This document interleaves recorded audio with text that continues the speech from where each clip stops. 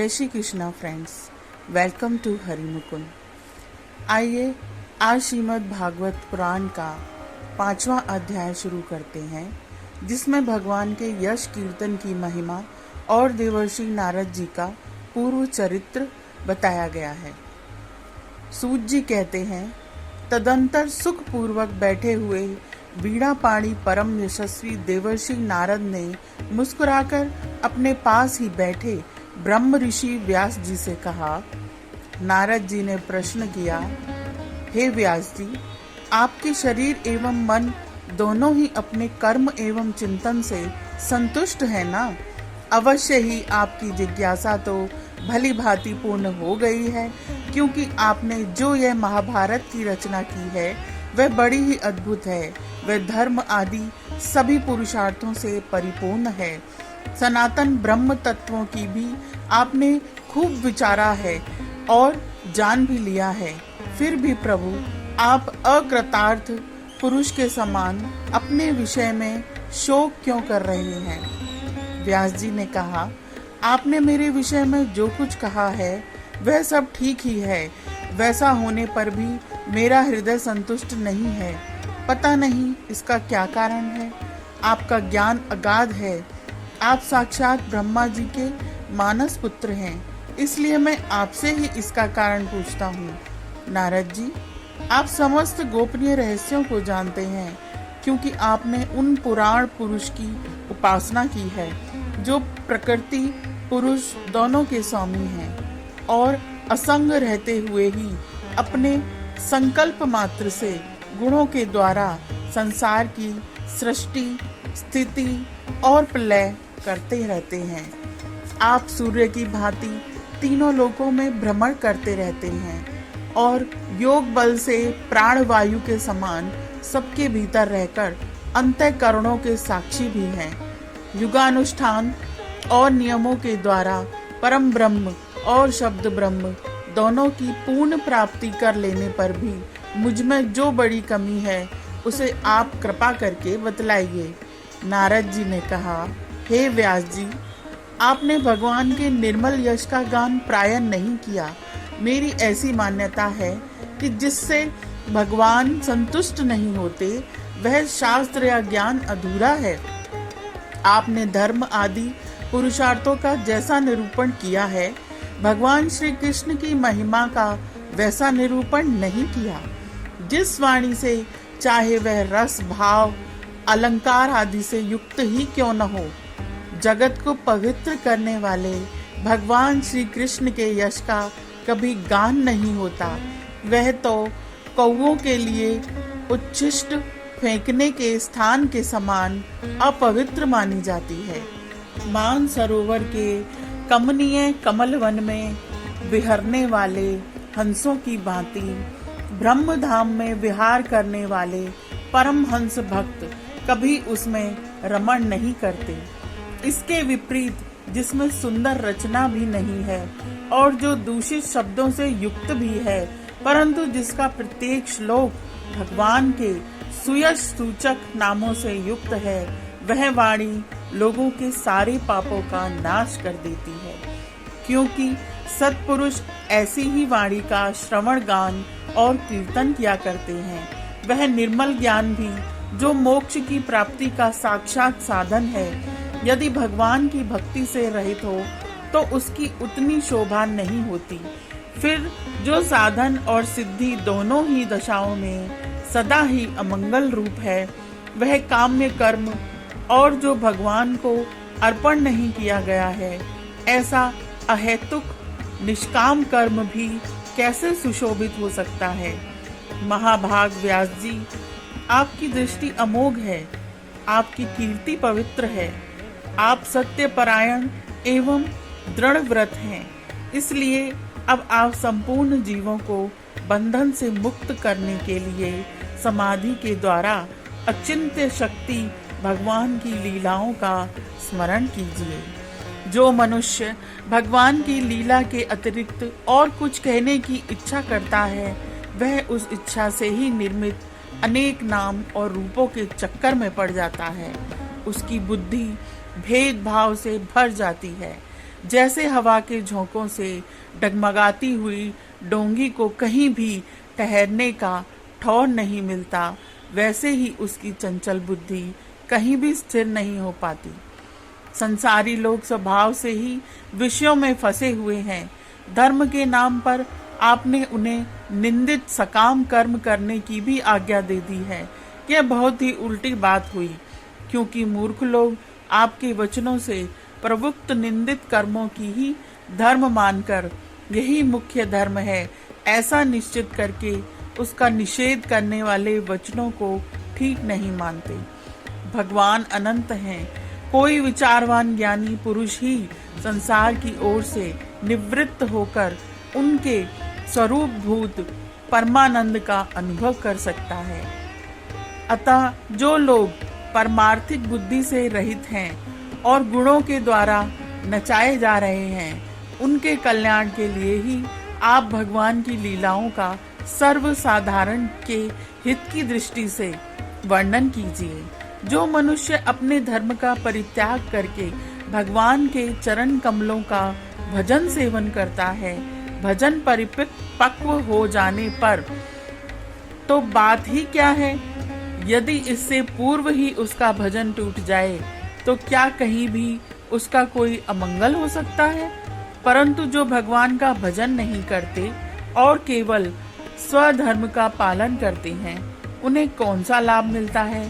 बुद्धिमान मनुष्य को चाहिए कि वह उसी वस्तु की प्राप्ति के लिए प्रयत्न करे जो तिनके के से लेकर ब्रह्म पर्यंत समस्त ऊंची नीची योनियों में कर्मों के फलस्वरूप आने जाने पर भी स्वयं प्राप्त नहीं होती।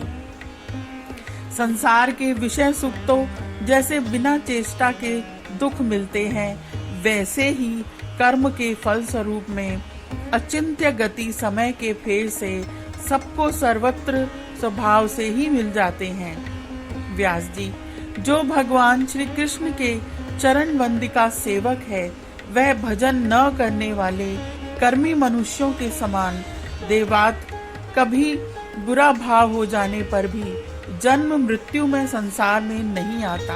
वह भगवान के चरण कमलों के आलिंगन का स्मरण करके फिर से छोड़ना नहीं चाहता। उसे रस का चस्का जो लग चुका है, जिनसे जगत की उत्पत्ति स्थिति और प्रलय होते हैं, वे भगवान ही इस विश्व के रूप में भी हैं। ऐसा होने पर भी वे इससे विलक्षण हैं। इस बात को आप स्वयं जानते हैं, तथापि मैंने आपको संकेत मात्र कर दिया है। हे व्यास जी, आपकी दृष्टि अमोघ है। आप इस बात को जानिए कि आप पुरुषोत्तम भगवान के कलावतार हैं। आपने अजन्मा होकर भी जगत के कल्याण के लिए जन्म ग्रहण किया है, इसलिए आप विशेष रूप से भगवान की लीलाओं का कीर्तन कीजिए। विद्वानों ने इस बात का निरूपण किया है कि मनुष्य की तपस्या, वेद अध्ययन, यज्ञ अनुष्ठान, स्वाध्याय, ज्ञान और दान का एकमात्र प्रयोजन यही है कि पुण्य कीर्ति श्री कृष्ण के गुणों और लीलाओं का वर्णन किया जाए। हे मुने, पिछले कल्प में अपने पूर्व जीवन में मैं वेदवादी ब्राह्मणों की एक दासिका लड़का था। वे योगी वर्षा ऋतु में एक स्थान पर चातुर्मास्य कर रहे थे। बचपन में ही मैं उनकी सेवा में नियुक्त कर दिया गया था। मैं यद्यपि बालक था, फिर भी किसी प्रकार की चंचलता नहीं करता था। जितेंद्रिय था, खेल कूद से दूर रहता था और आज्ञा अनुसार उनकी सेवा करता था। मैं बोलता भी बहुत कम था। मेरे इस शील स्वभाव को देखकर समदर्शी मुनियों ने मुझ सेवक पर अत्यंत अनुग्रह किया। उनकी अनुमति प्राप्त करके बर्तनों में लगा हुआ प्रसाद मैं एक बार खा लिया करता था। इससे मेरे सारे पाप धुल गए। इस प्रकार उनकी सेवा करते करते मेरा हृदय शुद्ध हो गया और वे लोग जैसा भोजन पूजन करते थे, उसी में मेरी भी रुचि हो गई। प्यारे व्यास जी, उस सत्संग में उन लीला गान परायण महात्माओं के अनुग्रह से मैं प्रतिदिन श्री कृष्ण की मनोहर गाथाएं सुना करता था। श्रद्धा पूर्वक एक एक पद श्रवण करते करते प्रिय कीर्ति भगवान में मेरी रुचि हो गई। हे महामुने, जब भगवान में मेरी रुचि हो गई तब उन मनोहर कीर्ति प्रभु में मेरी बुद्धि भी निश्चल हो गई। उस बुद्धि से मैं इस संपूर्ण सत और असत रूप जगत को अपने पर ब्रह्म स्वरूप आत्मा में माया से कल्पित देखने लगा। इस प्रकार शरद और वर्षा इन दो ऋतुओं में तीनों समय उन महात्मा मुनियों ने श्री हरि के निर्मल यश का संकीर्तन किया और मैं प्रेम से प्रत्येक बात सुनता रहा। अब चित्त के रजोगुण और तमोगुण को नाश करने वाली भक्ति का मेरे हृदय में प्रादुर्भाव हो गया। मैं उनका बड़ा ही अनुरागी था, विनयी था।